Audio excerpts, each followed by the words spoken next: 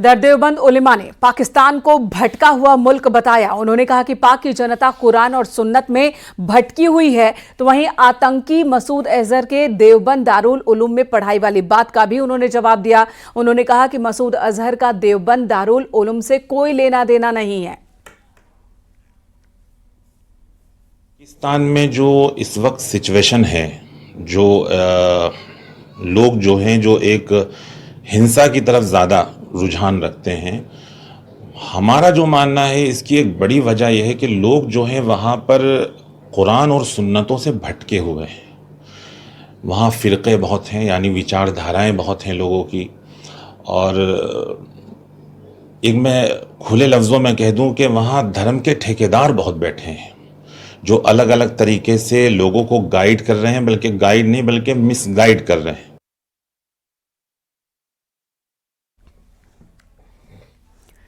एक राष्ट्र एक चुनाव को लेकर नोएडा में क्रॉस कंट्री रेस का आयोजन किया गया, जिसमें केंद्रीय मंत्री शिवराज सिंह चौहान भी शामिल हुए और इस मौके पर उन्होंने पूरे देश में एक साथ चुनाव कराए जाने की मांग का समर्थन किया।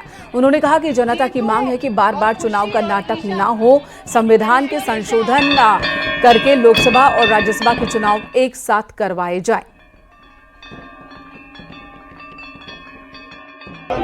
वन नेशन वन इलेक्शन, एक राष्ट्र एक चुनाव, और ये कह रहे हैं राजनीतिक दल जाग जाओ, बार बार चुनाव का नाटक नहीं चलेगा, संविधान में संशोधन करके लोकसभा विधानसभा के चुनाव एक साथ करवाओ। यूपी में मुख्यमंत्री सुपोषण योजना शुरू करने की तैयारी है। सीएम योगी ने योजना को शुरू करने के निर्देश दिए और इस योजना के तहत 3 से 6 साल के बच्चों को पौष्टिक स्नैक्स मिलेंगे। टेक होम राशन इकाइयों का विस्तार किया जाएगा। सभी 75 जिलों में इकाइयां खुलेंगी।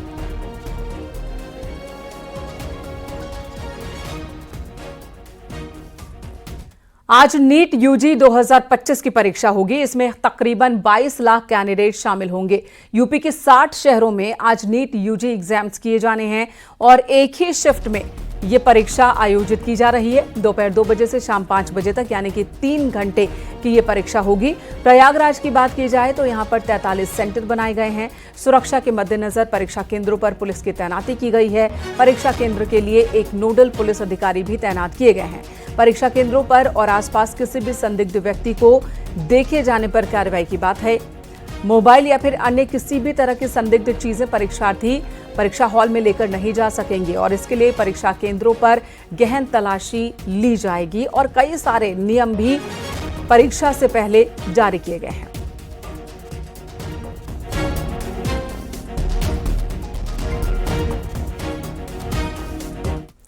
गोरखपुर शहर के प्रवेश द्वार राप्ती नदी के किनारे एकला बंधे पर कभी कूड़े का पहाड़ हुआ करता था। अब ये क्षेत्र जल्द ही सिटी फॉरेस्ट और पिकनिक स्पॉट के रूप में जाना जाएगा। मुख्यमंत्री योगी आदित्यनाथ के निर्देशों के बाद यहां पर बड़ी संख्या में पेड़ लगाए गए हैं।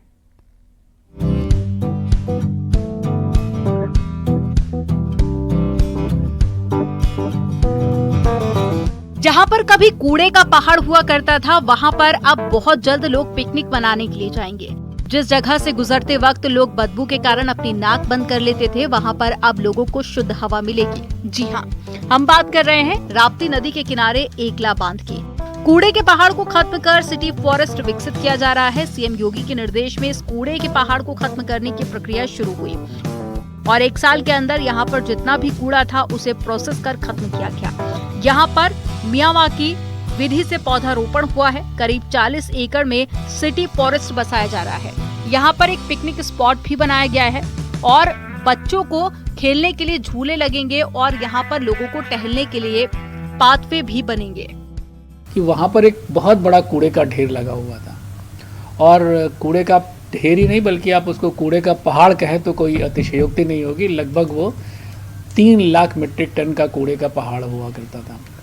उसको हम लोगों ने एक चैलेंज के तौर पर लिया और वहाँ पर जो है हम लोगों ने लगभग 6 महीने लग के उसकी बायो रेमिडिएशन टेक्नोलॉजी से उसके कूड़े को डिज़ोल्व करना और उसका विभिन्न चीज़ों में उपयोग करके अलग अलग किस तरह से उसकी जो वेस्ट टू वेल्थ वाला जो स्कीम है उसको कैसे निर्धारित किया जाए और उसमें हम लोगों ने विभिन्न प्रकार की चीज़ें बनाई।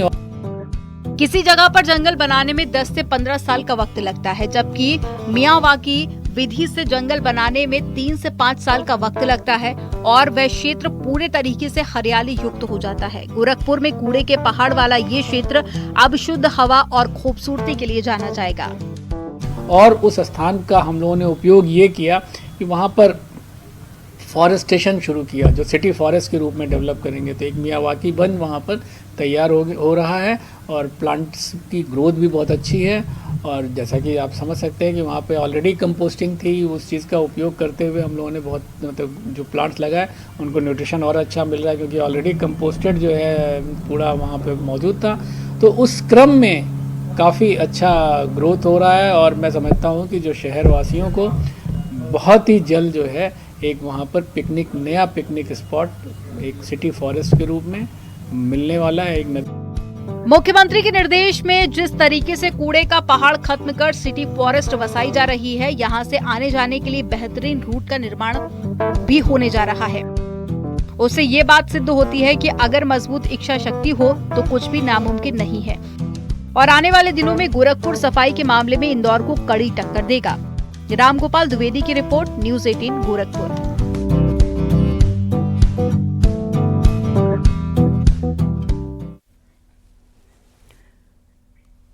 गाजियाबाद से बड़ी खबर आ रही है। 2 सोसाइटीज पर हाउस टैक्स लगेगा।